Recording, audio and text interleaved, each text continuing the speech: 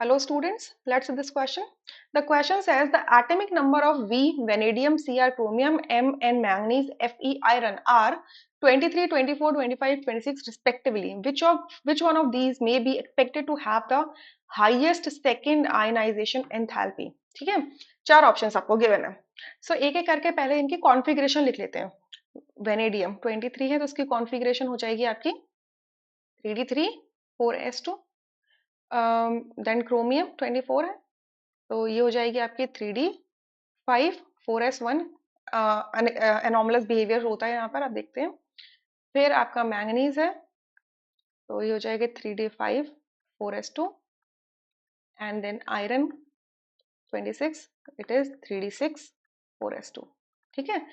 Second highest second ionization enthalpy के बारे में बात कर रहे हैं. आयनाइजेशन एंथैल्पी वो अमाउंट ऑफ एनर्जी होती है जो हम किसी सिस्टम को, मतलब आइसोलेटेड न्यूट्रल गैसेस एटम को प्रोवाइड करते हैं so that it can remove one of the valence electron to get converted into monovalent cation. ठीक है. सेकेंड का मतलब क्या होगा कि जो मोनोवैलेंट केटायन है उसके अंदर से अब एक और इलेक्ट्रॉन निकालना, लूजली हेल्ड जो वैलेंस इलेक्ट्रॉन है वो निकालना. तो फिर क्या बन जाएगी, वो सेकेंड आयनाइजेशन एंथैल्पी बनेगी क्योंकि वो एक डायवैलेंट केटायन में कन्वर्ट हो जाएगा. ठीक है.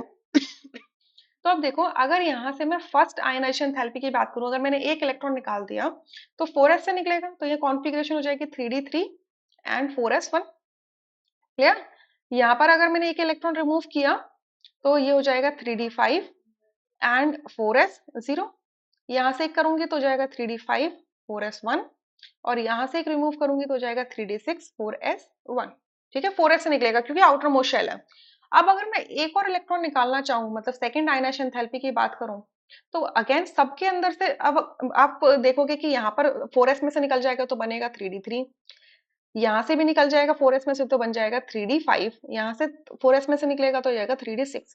बट अब क्रोमियम के केस में देखोगे कि अगर मैंने एक और इलेक्ट्रॉन निकालने की कोशिश की तो वो कहाँ से निकलेगा, 3d5 से निकलेगा और ये क्या बन जाएगा, 3d4 बन जाएगा. 3d5 क्या है, एक हाफ फिल्ड कॉन्फ़िगरेशन है. Half filled configuration, half filled d5 configuration होती है और वो एक्स्ट्रा स्टेबल होती है.